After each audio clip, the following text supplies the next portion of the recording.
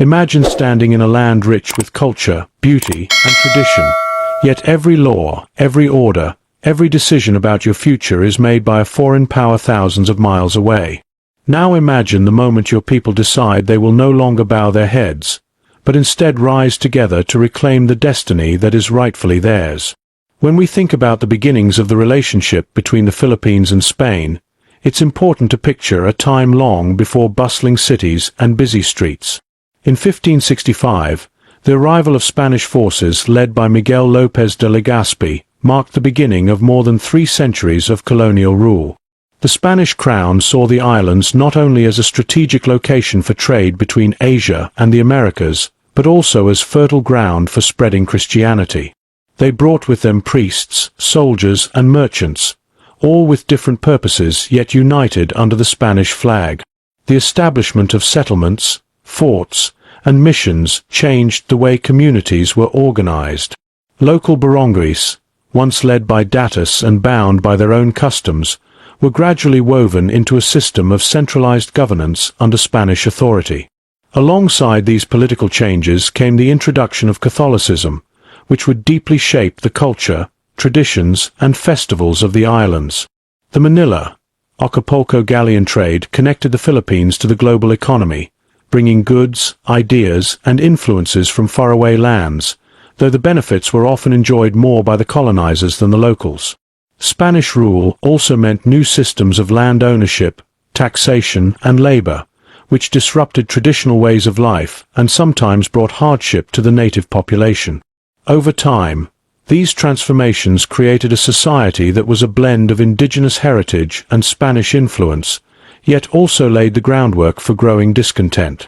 The rich natural resources of the islands were harnessed to serve the interests of the Spanish Empire, and while some Filipinos adapted and even thrived under the new order, others began to quietly imagine a life where they could determine their own destiny, free from foreign control. The seeds of change were planted in those early days, even as Spain tightened its hold on the archipelago. The seeds of resistance in the Philippines began to take root as the effects of centuries of Spanish colonial rule became more deeply felt by the people. While some Filipinos accepted the new social and religious order, others saw the heavy taxes, forced labor, and unequal treatment as a burden that stripped them of dignity and freedom. Over time, the growing gap between the privileged class, often tied to the colonial administration, and the ordinary Filipino fueled quiet frustration. In the 19th century, the rise of an educated middle class, known as the Ilustrados, opened new channels for resistance. Many of them studied in Europe, where they encountered liberal ideas about equality, justice, and national self-determination. Figures like José Rizal, Marcelo H. del Pilar, and Graciano López Gina used their writings to expose the injustices of colonial rule and inspire a vision of reform. Rizal's novels in particular touched the hearts of many, showing the cruelty of corrupt officials and the pain of a nation under foreign domination. Beyond the pen, secret societies like the Katipunan, founded by Andrés Bonifacio, took a more direct approach, preparing for armed struggle to achieve independence. These movements were strengthened by local uprisings across the islands, often sparked by abuses of power, land disputes, or religious grievances. Though these revolts were sometimes small and quickly suppressed, each one added to the growing awareness that change was possible if people united. By the late 1800s, the idea of a free Philippines was no longer just a dream held by a few. It had become a shared hope. The deepening national consciousness was like a fire slowly spreading, impossible to extinguish completely, and ready to burst into open rebellion when the right moment arrived. The outbreak of the Philippine Revolution in 1896 was the turning point when quiet dreams of freedom transformed into the sound of marching feet and the clash of bolos against rifles. 4 years, the Katipunan, led by Andrés Bonifacio, had been working in secret, recruiting members from all walks of life. Farmers, laborers, clerks, and even some from the educated class, bound together by an oath to fight for independence. They met under the cover of night, passing messages in coded symbols and swearing loyalty to the cause. The plan was to prepare carefully and strike when ready, but fate intervened. In August 1896, the Spanish authorities discovered the existence of the Katipunan after a betrayal. This forced the revolutionaries to act sooner than planned. On August 23, members gathered in Pugat Loin and, in a symbolic gesture, tore up their cédulas, the identification papers imposed by the Spanish, declaring their defiance and willingness to risk their lives. Skirmishes began soon after, first in the outskirts of Manila, then spreading to other provinces like Cavite, Bulacan, and Laguna. Though the revolutionaries often lacked weapons and faced a powerful, well-armed colonial army, their determination was unshakable. Cavite became a stronghold under leaders like Emilio Aguinaldo, who achieved early victories that inspired more Filipinos to join. The Spanish responded with brutal reprisals, arresting and executing suspected rebels, the most famous being José Rizal on December 30, 1896. His death, intended to crush the movement, instead became a rallying cry for freedom. The revolution had begun in urgency and sacrifice, and although the path ahead would be filled with both triumph and tragedy, the spirit that drove it could no longer be silenced. What started as a secret brotherhood had ignited into a full-scale struggle for the nation's future. As the Philippine Revolution gained momentum, it also faced internal challenges that led to significant shifts in leadership. The early stages were marked by the influence of Andrés Bonifacio, the founder of the Katipunan, whose vision and courage had sparked the uprising. However, as the conflict spread, the province of Cavite emerged as a stronghold, achieving notable victories against Spanish forces under the leadership of Emilio Aguinaldo. Cavite's successes contrasted with defeats in other regions, and this disparity began to shift the balance of influence within the revolutionary movement. Differences in strategy, regional loyalties, and political vision soon created tension between Bonifacio's faction and Aguinaldo's supporters. These tensions came to a head at the Tigueros Convention in March 1897, a meeting intended to unify leadership but which instead deepened divisions. Aguinaldo was elected president of the revolutionary government, while Bonifacio was given a lesser position. Accusations of irregularities and disrespect led Bonifacio to attempt to establish his own authority, which Aguinaldo's government saw as a threat to unity. This conflict tragically culminated in Bonifacio's arrest, trial, and eventual execution, a decision that left lasting scars on the revolutionary movement. With Aguinaldo firmly in command, the revolution shifted toward more organized military campaigns and diplomatic maneuvers. He sought both to strengthen the army and to negotiate with the Spanish, resulting in the Pact of Biak-Nobato in late 1897, which temporarily halted fighting in exchange for promises of reform and Aguinaldo's exile to Hong Kong. Though the truce was uneasy and ultimately short-lived, the change in leadership had set the revolution on a new course. The movement had transformed from a loosely connected network of rebels into a more centralized force, yet the cost of that transition was the loss of one of its founding figures and the deepening of internal wounds.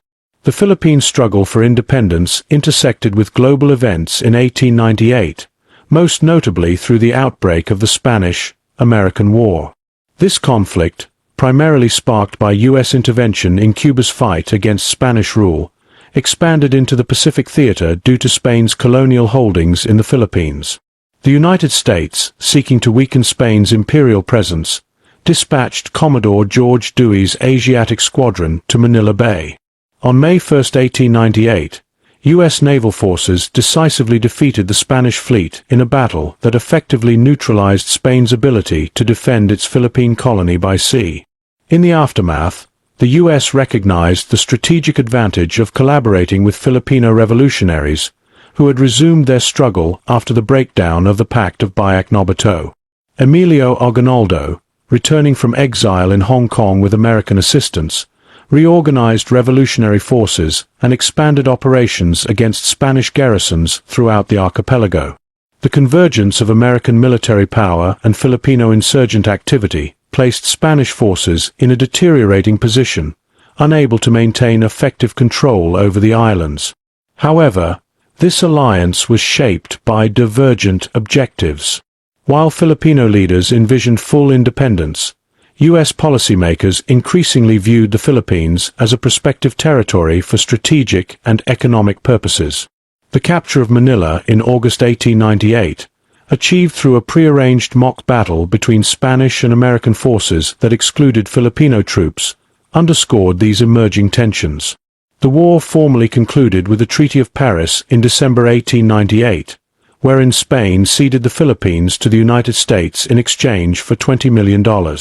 This transfer of sovereignty marked the end of over 3 centuries of Spanish rule, yet it did not fulfill Filipino aspirations for self-determination.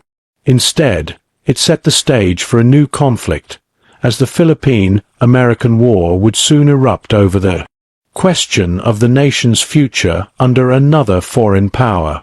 The end of Spanish rule in the Philippines was the result of both internal resistance and the shifting tides of international politics in 1898. For more than 3 centuries, Spain had maintained its hold over the islands through a combination of military force, religious influence, and economic control. Yet by the late 19th century, its colonial power was weakening, strained by uprisings across its territories and the growing cost of maintaining overseas possessions. The Philippine Revolution, which had reignited after the return of Emilio Aguinaldo from exile, had already eroded Spanish authority in many provinces. At the same time, the Spanish-American War brought a powerful new actor into the conflict. The decisive defeat of the Spanish fleet at the Battle of Manila Bay in May 1898 left colonial forces unable to defend the archipelago effectively. Filipino revolutionaries gained control over most of the countryside, while American forces secured Manila through an arrangement with Spain that excluded the participation of Filipino troops. This act deepened distrust, but also signaled the inevitability of Spain's withdrawal.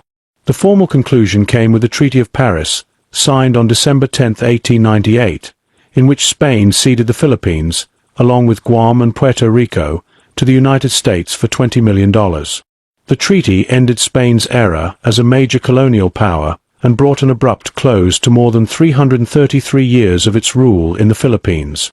For the Filipino people, the departure of Spain was both a victory and a disappointment. While it removed the old colonial master, it did not bring the independence they had fought for so fiercely. Instead, sovereignty passed from one foreign power to another, setting the stage for the Philippine-American War and a new chapter of struggle in the quest for true self-governance. The history of the Philippine struggle against Spanish rule is a story of courage, sacrifice, and an unyielding desire for freedom. From the first days of colonial control in 1565, the seeds of resistance quietly grew in the hearts of the people, nourished by centuries of injustice and the vision of leaders who dared to dream of a nation free from foreign domination. The Revolution of 1896 turned those dreams into action, with men and women risking everything to claim their right to self-determination. Shifts in leadership, the complex alliances formed during the Spanish-American War, and the final collapse of Spanish power in 1898 all marked key moments in this turbulent journey. Yet, while the end of Spanish rule closed one chapter, it did not bring the independence so many had fought and died for. Instead, a new struggle emerged under another foreign power. Still, the legacy of this era lives on in the enduring spirit of the Filipino people, a reminder that the fight for freedom is not defined only by the moment it is won, but by the resilience and unity shown along the way.